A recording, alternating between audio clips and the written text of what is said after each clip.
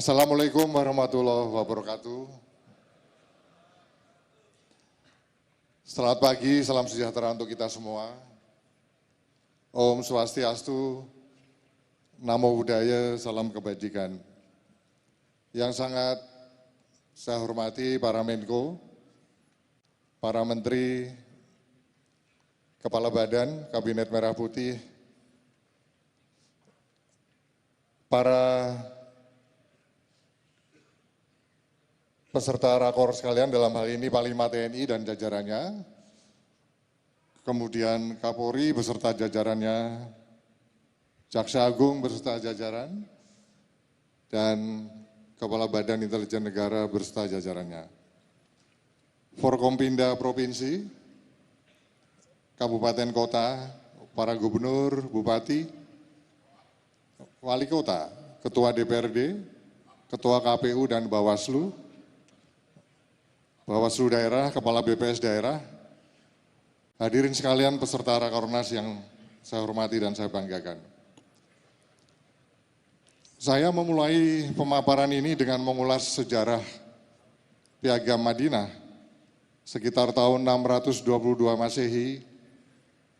Hal yang pertama kali dilakukan oleh Nabi besar kita, Nabi Muhammad SAW, saat berhijrah ke Madinah adalah membuat kesepakatan dengan masyarakat Madinah, yang mana kondisinya saat itu masyarakat di Madinah adalah sangat heterogen, multi etnis, untuk mewujudkan stabilitas politik dan keamanan di Madinah. Pelajaran yang dapat kita ambil dari sejarah Nabi Muhammad SAW tersebut adalah bahwa stabilitas politik dan keamanan adalah merupakan prasyarat mutlak sebagai fondasi untuk pembangunan nasional di semua peradaban. Bapak dan Ibu peserta Rakornas sekalian yang saya hormati, menjaga stabilitas itu membutuhkan kerjasama di antara kita semua. Karena tidak akan mungkin kita mampu menangani stabilitas ini hanya salah satu atau hanya dengan satu institusi saja. Kita semua yang hadir di sini memiliki tanggung jawab yang sama, tanggung jawab yang besar untuk memastikan stabilitas di wilayahnya masing-masing tetap terjaga. Sehingga visi dan misi Bapak Presiden, Bapak Prabowo Subianto, dalam 8 Astacita, 17 program prioritas dan 8 program hasil terbaik cepat atau quick wins dapat berjalan dengan baik. Terutama program-program makan bergizi gratis, swasembada pangan, swasembada energi, dan pemberantasan korupsi. Sebagai pimpinan di daerah, peran Bapak dan Ibu sekalian sangatlah penting untuk mensukseskan program-program prioritas tersebut. Sebagai gambaran dari hasil riset yang dilakukan oleh James Flynn di 72 negara, memperlihatkan bahwa dalam durasi 72 tahun, dari tahun 1948 hingga tahun 2020, IQ masyarakat dunia ini naik menjadi 2,2 poin karena pemenuhan gizi yang membaik. Hal senada dalam majalah The Economist edisi Juli 2024 menunjukkan bahwa program makan bergizi gratis ini mampu meningkatkan IQ anak sebesar 15 poin. Untuk memenuhi kebutuhan akibat pertumbuhan populasi Indonesia di atas 300 juta orang, maka diperlukan kemampuan kita di bidang swasembada pangan dan energi untuk menjamin kemandirian kita dan daya saing Indonesia. Jika swasembada ini tidak merata, maka pertumbuhan ekonomi kita akan berkurang menjadi 1,8% atau berkurang 1,8% dari potensi pertumbuhan ekonomi nasional kita. Penghambat utama pertumbuhan ekonomi kita adalah karena faktor ketidakstabilan di bidang politik dan keamanan.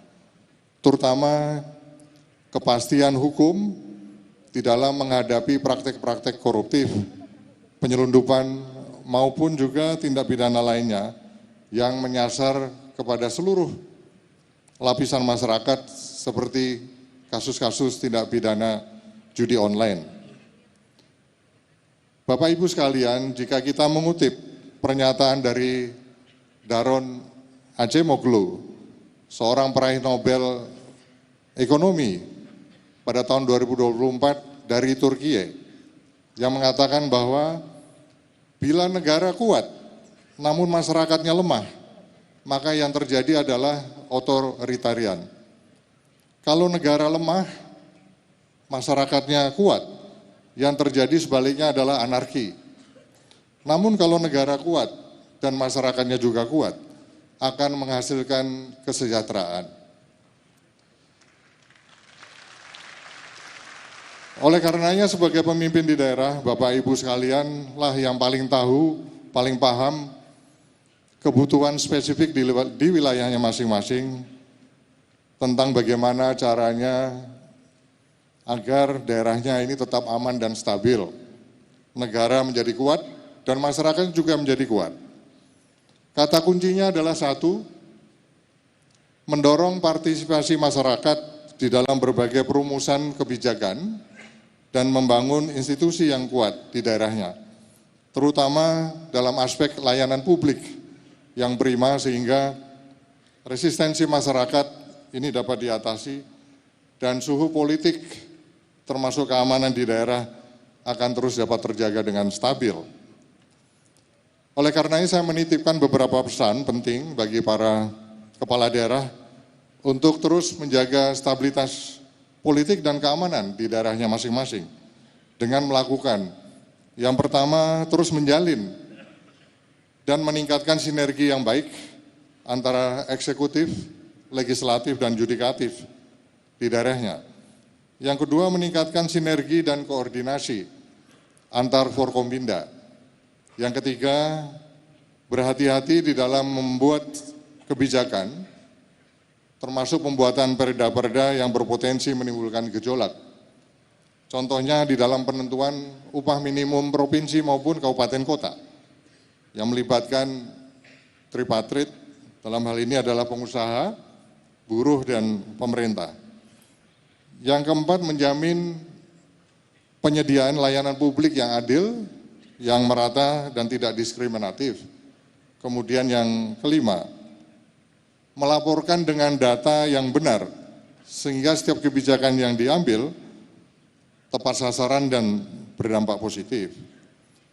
Ketika masyarakat merasa dilibatkan dan merasakan manfaat langsung dari berbagai program-program yang dicanangkan oleh pemerintah, mereka akan mendukung dan bisa menjadi mitra yang positif bagi pemerintah daerah untuk menjaga stabilitas di daerahnya masing-masing. Bapak dan Ibu peserta Rakornas sekalian yang saya hormati dan saya banggakan,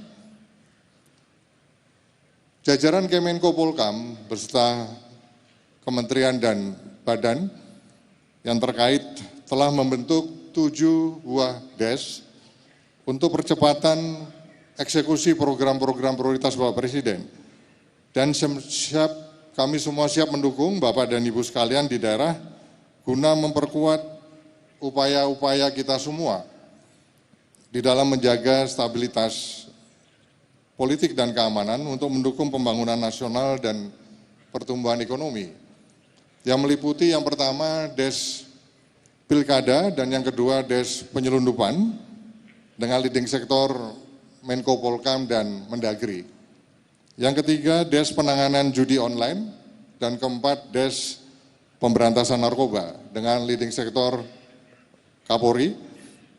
Kelima DES koordinasi peningkatan penerimaan devisa negara dan keenam DES pencegahan tindak pidana korupsi dan perbaikan tata kelola dengan leading sektor Jaksa Agung. Kemudian yang ketujuh DES keamanan cyber dan perlindungan data dengan leading sektor Menteri Komunikasi Digital dan BSSN. Sebagaimana perintah Bapak Presiden setiap leading sektor masing-masing dari DES ini tidak akan ragu-ragu di dalam melaksanakan penegakan hukum.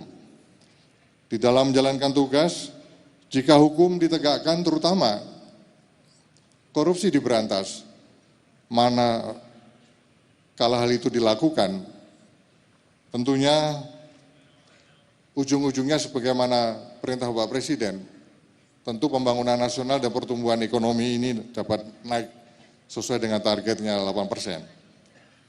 Sehingga tolong kepada para kepala daerah agar lebih cermat lagi, lebih berhati-hati, lebih transparan dan lebih akuntabel, dan efisien di dalam pengelolaan dan penggunaan anggarannya.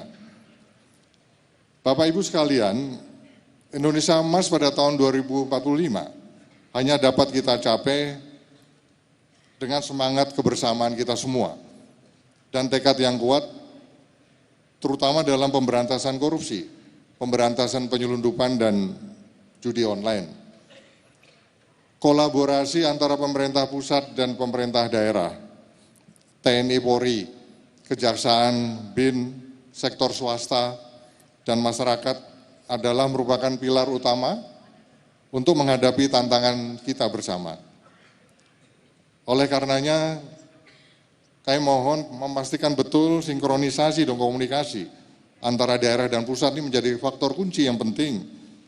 Ini harus dilakukan secara intensif dan terbuka agar kita semua dapat menyelesaikan setiap permasalahan ini dengan cepat. Selanjutnya agenda kita yang paling dekat dan membutuhkan perhatian kita semua adalah pelaksanaan pilkada serentak, serta penetapan upah minimum provinsi dan upah minimum kabupaten kota. Terkait penetapan UMP, UMK, keputusan ini perlu dipertimbangkan dengan cermat agar tidak terjebak kepada kebijakan-kebijakan yang populis.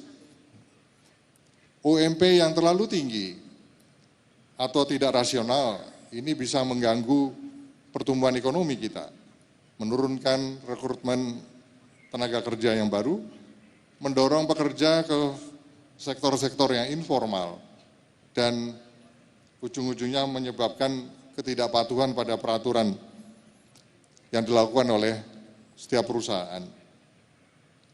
Selanjutnya terkait dengan pilkada serentak, kita semua berharap agar pesta demokrasi ini betul-betul bisa berjalan dengan aman, dengan lancar, jurdil, dan damai.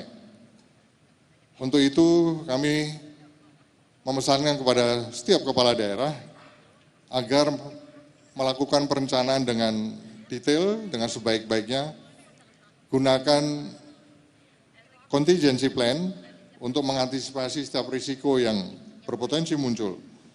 Jangan sampai kita terdadak atau panik oleh perkembangan situasi yang di luar kendali kita. Bapak Ibu peserta Rakornas sekalian yang saya hormati dan saya banggakan, sebagai ilustrasi penutup, saya menyampaikan dua contoh negara yang sudah terbukti berhasil melakukan lompatan-lompatan yang sangat luar biasa, yaitu Korea Selatan dan China. Pada tahun 1960, pendapatan per kapita Korea Selatan tidak jauh berbeda dengan Indonesia, yaitu kurang lebih berkisar 79 US dollar, dan masih masuk dalam kategori negara berpendapatan rendah. Namun di tahun 2024 ini, pendapatan per kapita Korea Selatan telah mencapai 36.132 US dollar. Sementara kita, Indonesia, masih di level kisaran 5.271 US dollar. Kata kuncinya adalah stabilitas politik dan keamanan, serta kepastian hukum di Korea Selatan. Investasi bisa mengalir dengan deras, kualitas SDM yang meningkat, teknologinya berkembang, dan mengangkat pertumbuhan ekonomi dan GDP ataupun PDB-nya secara masif. Di Cina, pertumbuhan ekonomi dicapai berkat 3 langkah besar yang dilakukan oleh Deng Xiaoping, yang diawali dengan menstabilkan politik keamanan dalam negerinya, kemudian menyiapkan sumber daya manusianya, kemudian mengundang investor dan untuk masuk ke negaranya, ekonomi menjadi tumbuh, dan kemakmuran diratakan ke seluruh penjuru negeri. Saya meyakini dengan semangat kerja keras kita, dengan ketekunan dan komitmen yang kuat, kita bersama bisa mewujudkan Indonesia maju dan Indonesia emas pada tahun 2045. Demikianlah yang dapat saya sampaikan.